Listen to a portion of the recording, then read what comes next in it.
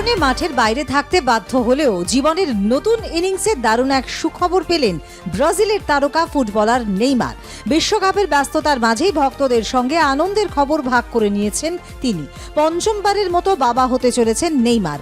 তার সঙ্গী Bruna ভিয়াতকার্দি social media এক ভিডিওর মাধ্যমে জানিয়েছেন তাদের ঘরে আসতে চলেছে নতুন অতিথি। চোটের কারণে এখনো পুরোপুরি ফিট হতে পারেননি নেইমার, তাই বিশ্বকাপে ব্রাজিলের প্রথম ম্যাচেও মাঠে নামতে পারেননি তিনি।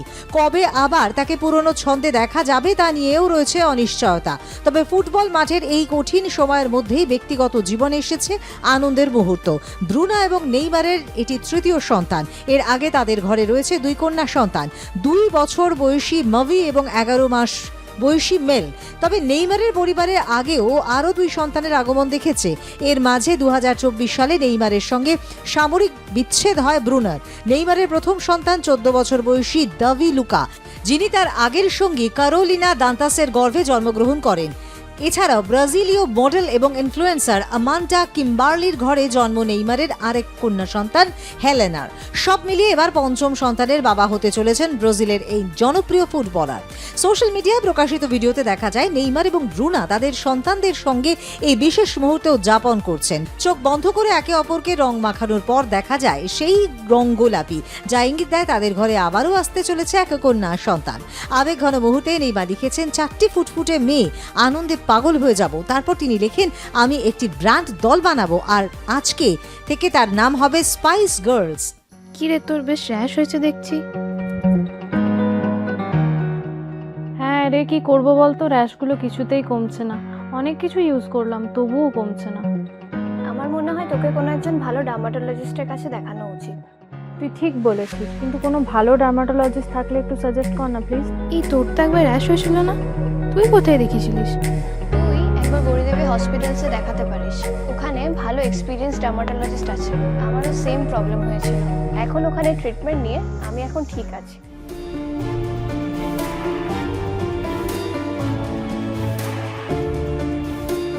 গৌরী দেবী হসপিটাল, রাজবাঁধ, দুর্গাপুর।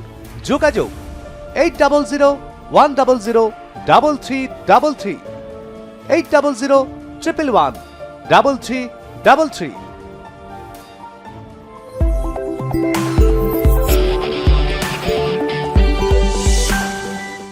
ফুটবল ক্যারিয়ারে এখন কিছুটা কঠিন সময় পার করছেন নেইমার। দীর্ঘদিনের চোট তাকে মাঠ থেকে দূরে রেখেছে। মরক্কো ম্যাচে খেলতে পারেনি, সেই ম্যাচে জিততে পারেনি ব্রাজিল।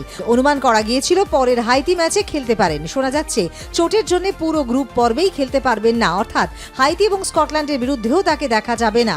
বিশ্বকাপেও নেই। নেইমারের অংশগ্রহণ নিয়ে তৈরি হয়েছে অনিশ্চয়তা, কিন্তু মাঠের বাইরের এই নতুন আনন্দ তার জীবনে নিঃসন্দেহে এনে দিয়েছে অন্যরকম উচ্ছ্বাস।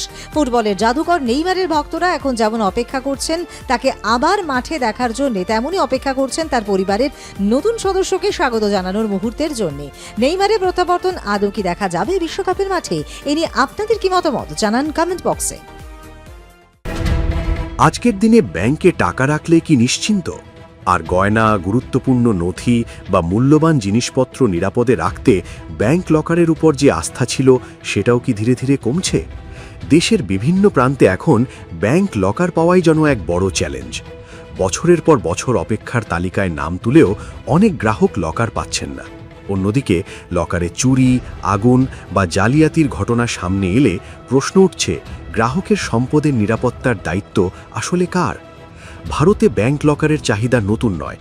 বহু বছর ধরেই সোনা, গয়না, জমির দলিল, উইল কিংবা অন্যান্য গুরুত্বপূর্ণ নথি রাখার জন্য মানুষ ব্যাংক লকারের ওপর ভরসা করে এসেছেন। কিন্তু সাম্প্রতিক সময়ে পরিস্থিতি বদলেছে।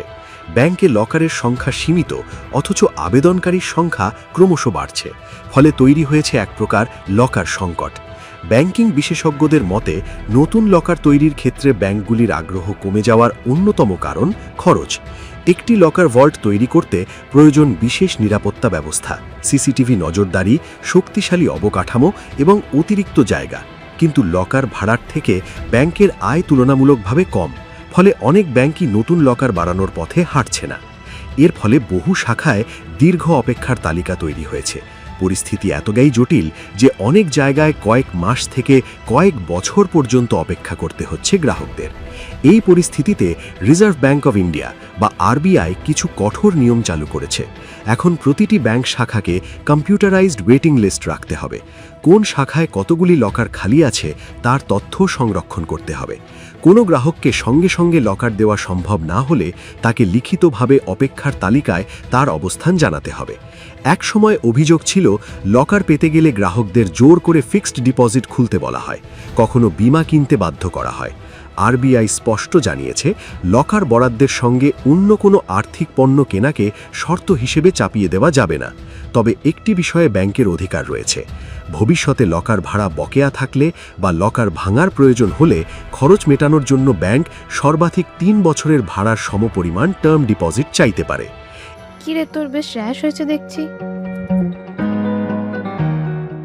হ্যাঁ রে, কি করব বলতো, র্যাশগুলো কিছুতেই কমছে না। অনেক কিছু ইউজ করলাম, তবুও কমছে না।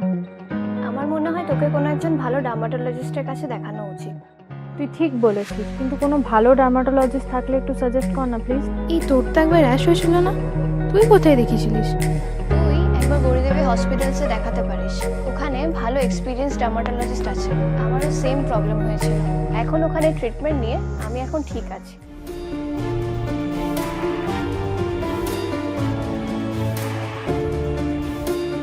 গৌরী দেবী হসপিটাল, রাজবাঁধ, দুর্গাপুর।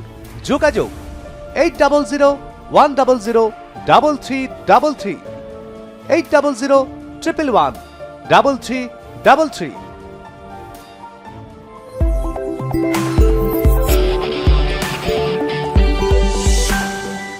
এবার আসা যাক সবচেয়ে গুরুত্বপূর্ণ প্রশ্নে, লকারের নিরাপত্তার দায়িত্ব কার? অনেকের ধারণা লকারে রাখা জিনিসের দায় ব্যাংক নেয় না, কিন্তু বাস্তব চিত্র একটু আলাদা। আরবিআই এর নির্দেশিকা অনুযায়ী লকারের ভৌত নিরাপত্তা নিশ্চিত করার সম্পূর্ণ দায়িত্ব ব্যাংকের। অর্থাৎ ব্যাংককে নিশ্চিত করতে হবে যে লকার ভল্ট চুরি, ডাকাতি, আগুন, বন্যা কিংবা অন্য কোনো নিরাপত্তা ঝুঁকি থেকে সুরক্ষিত রয়েছে। এই বিষয়টি নিয়ে দেশের সর্বোচ্চ আদালতও গুরুত্বপূর্ণ পর্যবেক্ষণ করেছে। সুপ্রিম কোর্ট স্পষ্ট জানিয়েছে ব্যাংকগুলি দায় এড়িয়ে যেতে পারে না। গ্রাহকের সম্পদ সুরক্ষার বিষয়ে তাদের নির্দিষ্ট দায়িত্ব রয়েছে। যদি ব্যাংকের গাফিলতি, কর্মীদের জালিয়াতি, নিরাপত্তার ত্রুটি কিংবা অবহেলার কারণে কোনো ক্ষতি হয়, তাহলে ব্যাংককে ক্ষতিপূরণ দিতে হবে। তবে ক্ষতিপূরণেরও একটি সীমা রয়েছে। আরবিআই এর নিয়ম অনুযায়ী লকারের বার্ষিক ভাড়ার 100 গুণ পর্যন্ত ক্ষতিপূরণ দিতে বাধ্য ব্যাংক। ধরা যাক কোনো লকারের বার্ষিক ভাড়া 5,000 টাকা, সেক্ষেত্রে সর্বোচ্চ ক্ষতিপূরণের পরিমাণ হতে পারে 5 লক্ষ টাকা। তবে এখানেই একটি গুরুত্বপূর্ণ বিষয় রয়েছে, ব্যাংক জানে না লকারের ভিতরে কি রাখা হয়েছে। তাই সোনা, হিরে বা মূল্যবান সামগ্রীর প্রকৃত বাজার মূল্যের ভিত্তিতে ক্ষতিপূরণ নির্ধারণ করা হয় না। ক্ষতিপূরণ নির্ধারিত হয় বার্ষিক ভাড়ার ভিত্তিতে। আরও একটি গুরুত্বপূর্ণ নিয়ম হল, লকার ব্যাংকে নগদ অর্থ রাখা আরবিআই এর নির্দেশিকা অনুযায়ী অনুমোদিত নয়। যদিও বাস্তবে অনেকেই নগদ অর্থ রাখেন, কিন্তু কোনো ক্ষতির ঘটনা ঘটলে সেই টাকার জন্য আলাদা ক্ষতিপূরণ দাবি করা কঠিন হতে পারে।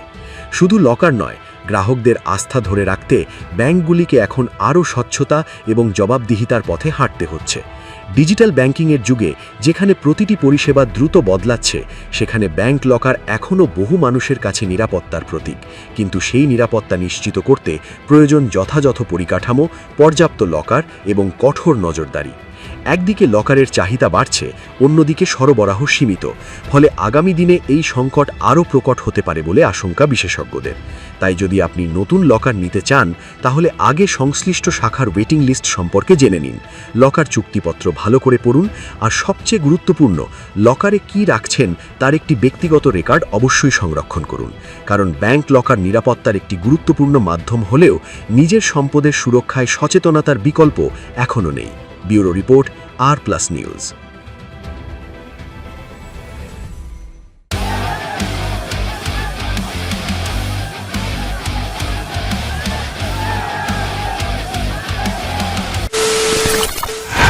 খবরের নামে প্রতিদিন সন্ধে আপনার ড্রয়িং রুমে কি শুধুই চিৎকার চেঁচামেচি খেয়ে আসে? বিতর্কের নামে চলে গালাগালি আর কাদা ছোড়াছুড়ি। এবার সময় পরিবর্তনের, কারণ আমরা কান ফাটানো চিৎকারে বিশ্বাস করি না, আমরা বিশ্বাস করি খবরের সত্যতায়। আমরা কোনো পক্ষের হয়ে গলা ফাটাই না, আমরা সাধারণ মানুষের হয়ে প্রশ্ন তুলি। চিৎকার নয়, শুধু খবর হবে যেখানে বিতর্ক আছে কিন্তু কুৎসিত ঝগড়া নেই। সঠিক তথ্য, বিশ্বস্ত খবর। নজর রাখুন আর প্লাস নিউজে।